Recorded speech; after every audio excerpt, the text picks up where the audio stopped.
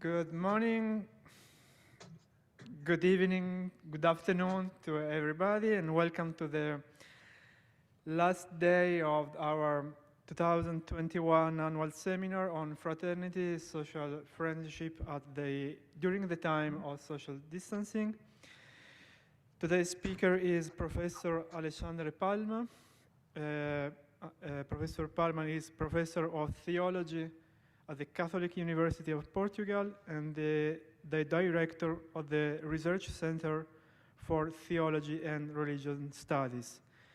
Professor PALMA received a doctorate in theology from the Pontifical Gregorian University here in Rome. The title of Professor Palma's speech is Humanity and Spatiality. Dear Alexandre, the floor is yours. Thank you for accepting our invitation. No. Well, good morning, good afternoon, good day to all of you.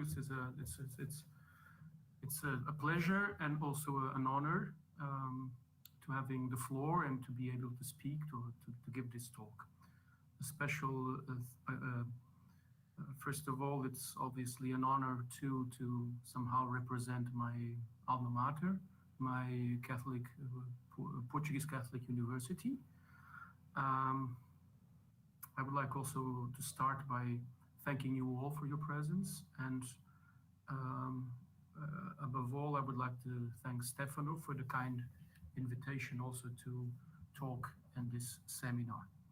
I hope my technical conditions are working well. If not, please make some kind of sign so I can realize I'm not getting across. So let me start by taking head-on the theme of this seminar and of my talk. I will focus on the issue of distance, mentioned in the subtitle of this seminar, and on the issue of space.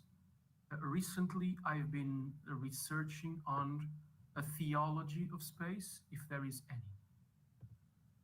Let us consider, in a sort of a phenomenological approach, our recent experience of distance and confinement. Needless is to say that these words, distance and confinement, so intensively used during this pandemic period, refer, at least in their first layer of meaning, to spatial realities. First, distance. The pandemic context showed how complex can our experience of distance and of space be. Perhaps much more complex than we usually realize. On the one hand, the pandemic cancelled all distance. The rapid way in which the virus spread shows that in reality, there is no real distance between us. Something that in the beginning seemed so foreign and far off, something that started so far away, was knocking at our doors in just a couple of months. In my own case, space here means just over 10,300 kilometers. The distance between my place and the Wuhan market believed to be where this virus first infected someone. I measured it in Google Maps. And in my case, exactly 106 days, the time between the first case in Wuhan, 17th of November 2019, and the first case in Portugal, the 2nd of March 2020. Think about it. A tiny virus, transmissible only by very small liquid particles, overcame all distances. It reached almost the whole world in a very, very short amount of time.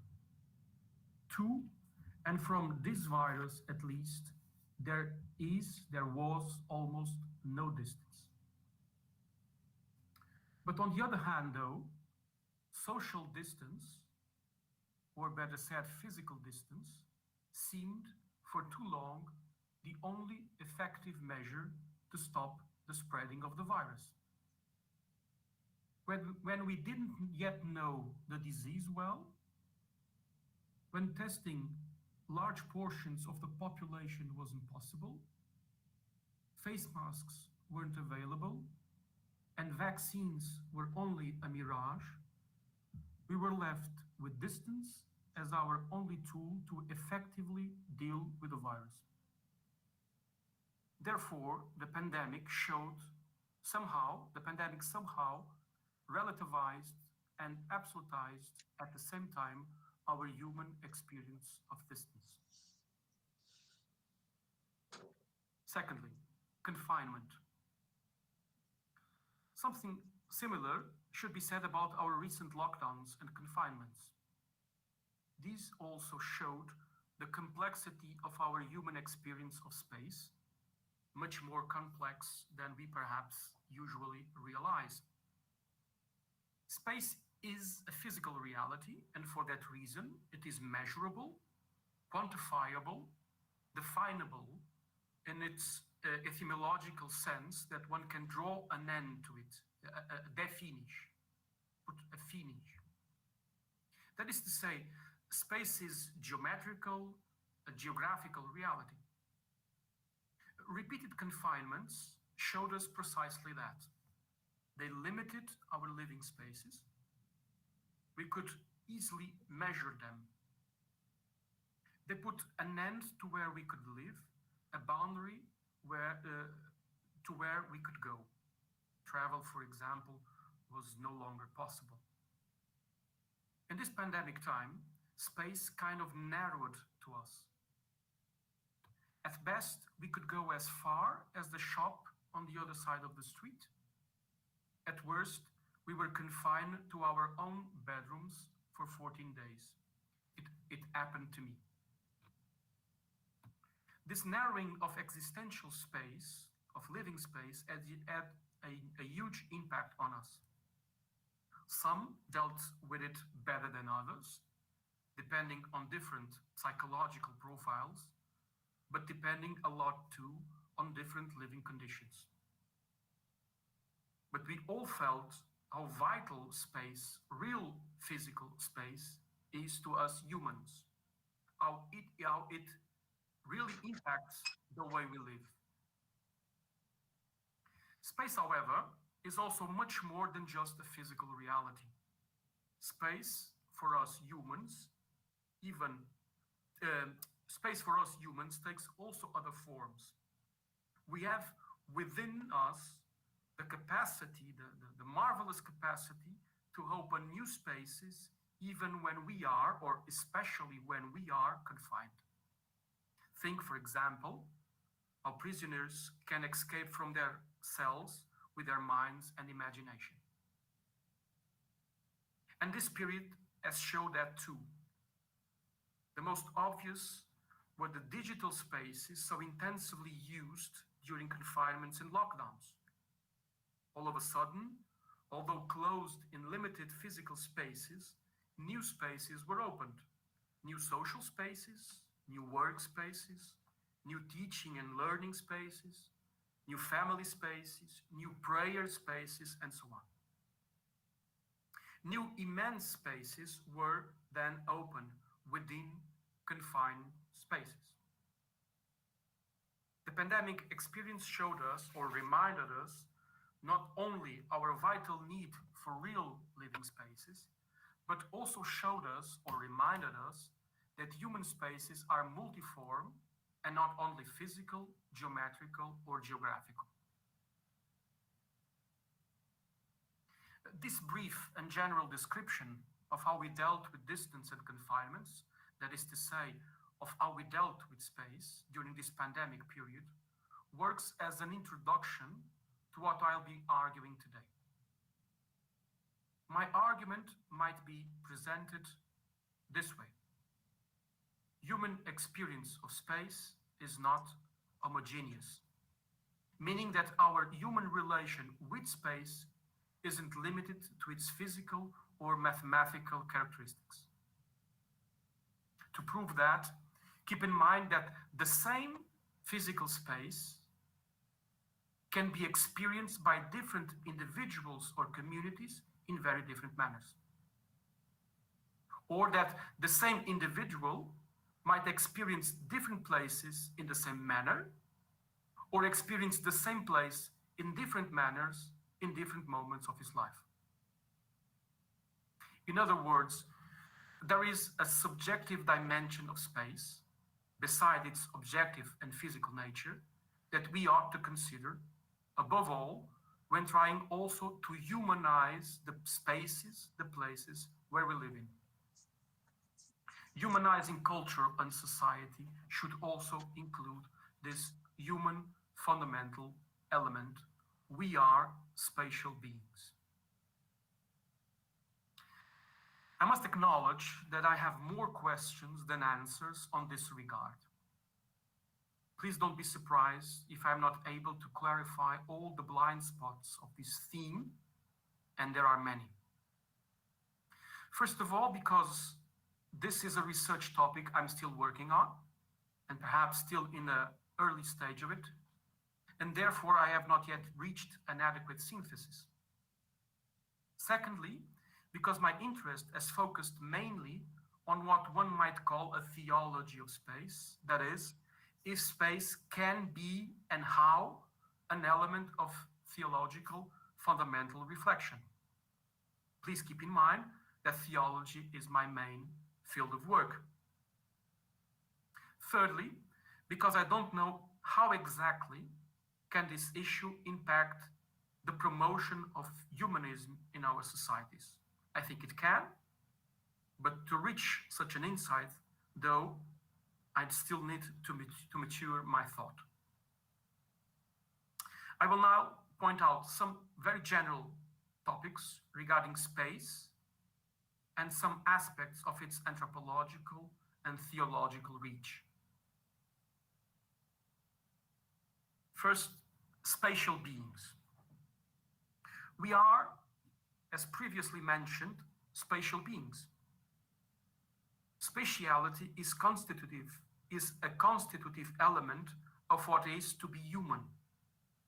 A philosophical tradition has recognized it in a plurality of forms, from the acknowledgement of the power of place in Aristotle's physics, to Heidegger's assertion that the Dasein is räumlich, spatial, through Kant's view of space as a pure form a priori of our external senses or imagination.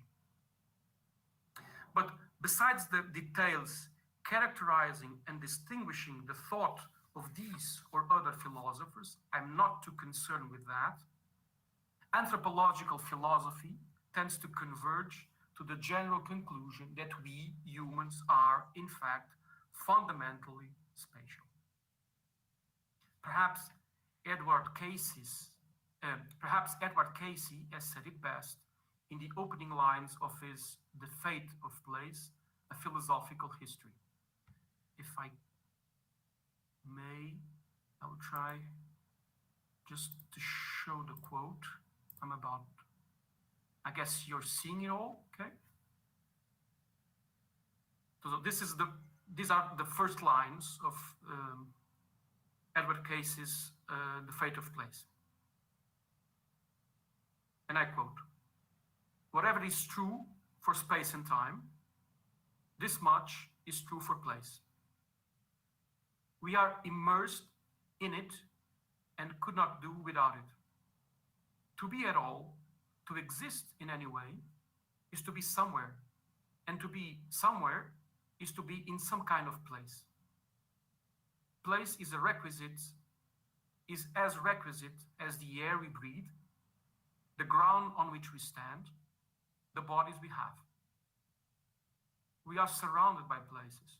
We walk over them, we walk over and through them. We live in places, relate to others in them, die in them. nothing we do is unplaced. How could it be otherwise? How could we fail to recognize this primal fact?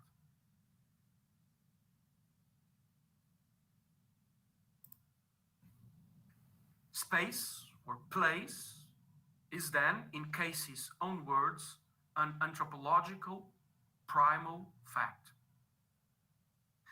I would like to underline the three following topics in this Casey's quote. Embodied. Casey introduces the decisive reason why we are spatial beings, because we have a body.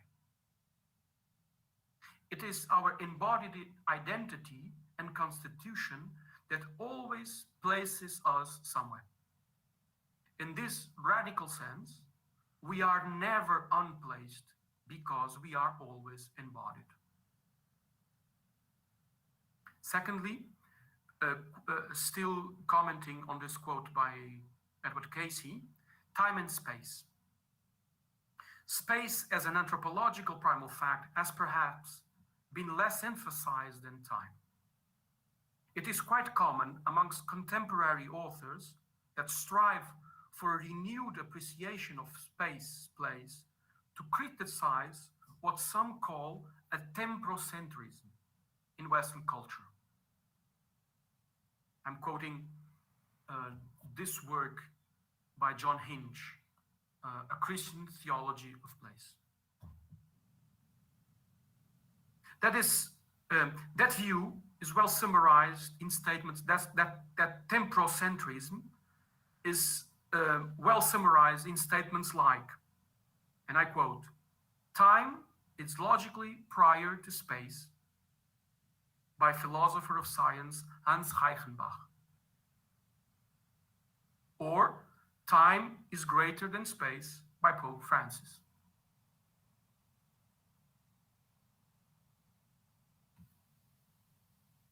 But nothing illustrates this subordination of space to time better than the history of the invention of the Marine Chronometer.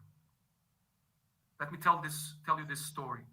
After the loss of 4 ships and 2,000 men traveling from Gibraltar in 1707, the British government offered a prize of £20,000 to the first person to develop a device that allowed to determine longitude, that is, its precise location, while sailing. This device determined the longitude based on the measuring of time. It is a chronometer. And therefore, it determined the where through time, and therefore the where through the when. So this is kind of a symbolic history, a symbolic story on this subordination from space to time. And we keep on following the same logic in our ordinary life. For example, I imagine that it sounds reasonable to us all if I say that I am now 2.5 hours away from you gathered in Rome. By formulating it this way, time is determining space or distance between us. Our distance is of 2.5 hours. On the contrary, the opposite would sound unreasonable.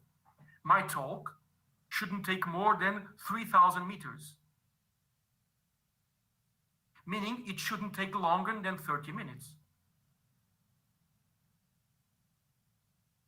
In sum, there is a certain prevalence of time over space that we should critically think about, especially when physics realize that time and space are so deeply integrated to form just one system, space-time.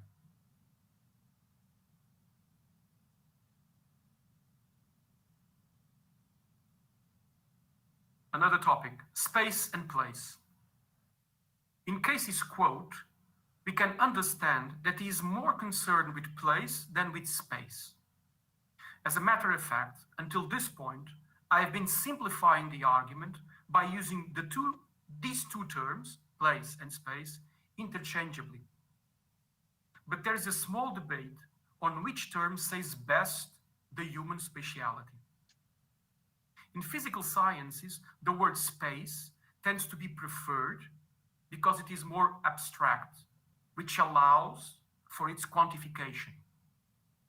In human sciences, the word place seems to express better that non-homogeneous nature of the human experience of space. As John Hinch puts it, what begins as an undifferentiated space becomes place as we get to know it better and endow it with value. End of quote. Place can then mean something like lived space, existential space, meaningful space, humanized space. Non-homogeneous. The acknowledgement of the non-homogeneous nature of space, that is, space is in fact formed by different places or of different anthropological quality. So the acknowledgement of the non-homogeneous nature of space is perhaps more evident when we consider religious or sacred spaces. That's what Mircea Eliade did, and he came to the conclusion that, and I quote, "For religious man, space is not homogeneous. He experiences interruptions, breaks in it. Some parts of space are qualitatively different from others." I'm quoting from his classic, The Sacred and the Profane. What I'm arguing today is that this feature is not exclusive to religious or sacred places. It is true that religions have their own specific dynamics, their own reasons to find or recognize special interruptions and breaks in our common living spaces. But that seems to me to be an indicator of how we humans interact with space, turning some of it into place, and not an anthropologic, eccentric outlier. These discontinuities in ordinary space are also found by other means. The place where we met someone we love, for example, transforms qualitatively the space where that happened, the place where that happened. The places of our childhood are qualitatively different from places where something bad happened to us. So our memories, our history, the relation we have with particular places shows how space is not homogeneous in our lives. My proposal would then be to extend this hermeneutics of sacred spaces to the whole human life. This is also well argued by philosopher Otto Bollnow in his classic Human Space, I think originally from '63. I think that its introduction was made available to you all. Those of you who had the chance to read the text could see how he distinguishes what he calls experience space, erlebter Raum, from mathematical space. You can now understand better why I use some of these ideas in the beginning of my talk, while going through some aspects of our experience of space in this pandemic context. And I quote, "The decisive quality of mathematical space the decisive quality of mathematical space is its homogeneity."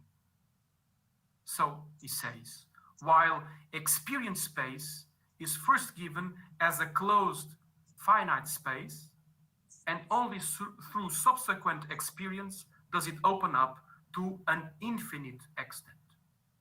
This is, I find, rather interesting, how limited space can be transformed by us in infinite space. Personally, I think that Bolnov and many others like him is talking about what I could call a kairological understanding of space. While the Greeks left us two different words to talk about time, chronos being the objective, quantitative, and quantifiable time, and kairos being the more personal, subjective, qualitative, graceful time, they did not left us such a rich vocabulary to speak about space.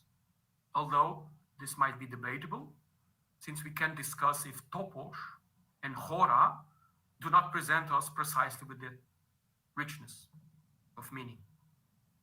But besides that, what I'm exploring is precisely this analogy in the way we understand time and space. Just as time is also kairos, and not only chronos, so is space too. Just as time is not anthropologically homogeneous, so is space too. And last topic, space and theology. If space is an underdeveloped theme in humanities by comparison to time, it is even more so in the realm of theology. More recently, however, the topic seems to be re-emerging or emerging in the theological scene. That can be perceived in the variety of forms. In the first place, some theologians introduced this issue in their own discourse. Some, like German theologian Jürgen Moltmann, looked at his work and recognized a subtle migration from time-related concerns to more explicit consideration of space. In his first works, Moltmann focused on history, and history understood mainly as a passage of time. Later on, though, he became more and more concerned with ecological issues, and this opened his theology to space. He too critically observes that, and I quote, "There have been many theological meditations on time, but meditations of space are rare." So Moltmann would be just perhaps one of the most clear example of this re-emerging of the theme within theology. Secondly, other theologians, also trying to address this absence, present monographic contributions to this rehabilitation of space in theology. Such are the cases, for example, of Brugman, his main work, The Land, Place as Gift, Promise and Challenge in Biblical Faith. So he goes, it's a biblical survey on this topic. Or of John, also already mentioned, John Hinch, who approaches the topic of space in an interdisciplinary way, promoting a dialogue between philosophy, geography, biblical, systematical, and practical theologies, and argues for a relational understanding of place.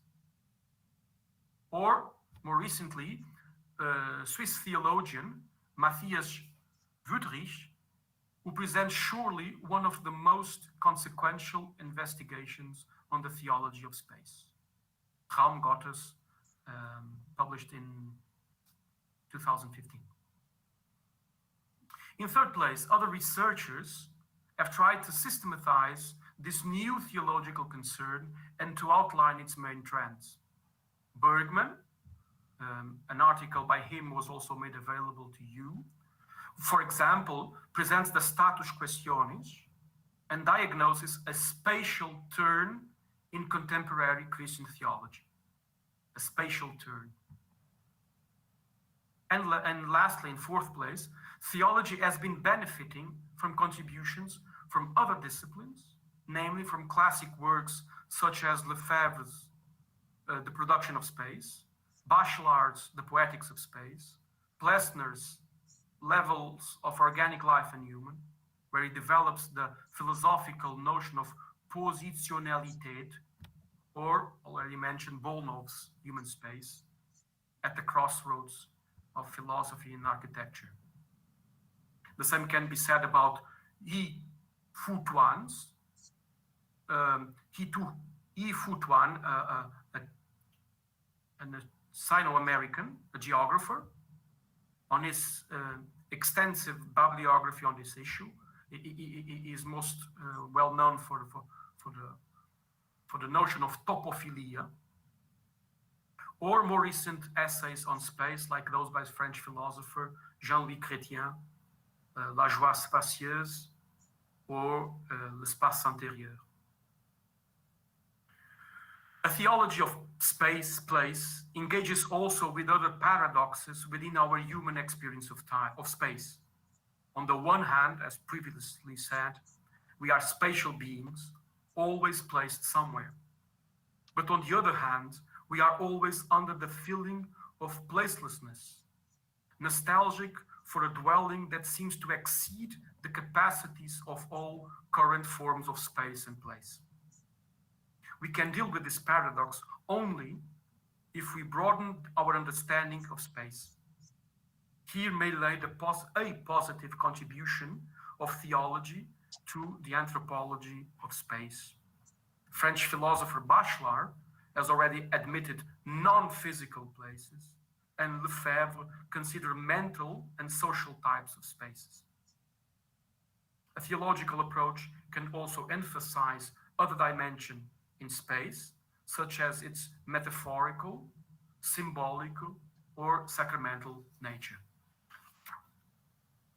Despite all these current and potential developments, we have yet to reach a balanced theological view on space.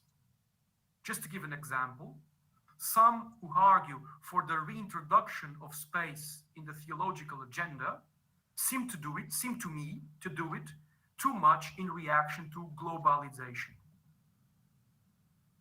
Arguing against some of the effects of globalization, like rootless societies generated or multiplied by this worldwide integration process, these authors tend to overlook some of its positive effects. Mobility, for example, is rapidly seen as a demise of place, when it is also a spatial dynamic and can also be seen as a form of replacement. This is but an example of a theological balance yet to be reached regarding space, and of the work still to be done to deepen a theological understanding of it. Coming to a close, as I tried to stress in the beginning of my talk, my goal is not to present a closed synthesis on this topic, be it because I haven't reached that synthesis myself, be it because it seems pedagogically better to raise questions and to present perhaps new themes and authors than to offer pre-established answers. This is even more so in a context such as ours, of a PhD program, or in an area, humanism, needing new and fresh approaches to reinvent itself. If I could just interest you on this topic of space as non-homogeneous, of its anthropological and theological reach, and how humanism must consider also this human primal fact, then I will have met all my goals today. I would like, before closing, just to show allow me just to show, just give me a moment. I guess you've seen these are some of the bibliography to which I made some kind of reference. So Bachelard, the article by Bergman, Bolnov, Brugman, and so on, Casey, and so on. Moltmann, God in Creation, or Science and Wisdom. And here you have the works by Tuan, and you can see he goes has a lot of work on this field. You can see here the topic of topiphilia, or the topic of placelessness, and you understand why I mentioned it also. And the work by Woodrich, which I mentioned, and since a lot of you are Italian, the work also of Italian philosopher Vincenzo Vitiello, who has worked also in this field of topology. Okay, so coming back, once again, thank you all for your presence. Thank you, Stefano, for the kind invitation, and I'm looking forward to listen to your reactions and your comments. Thank you so much. Thanks a lot, Alexandre, for this really interesting lecture on space as a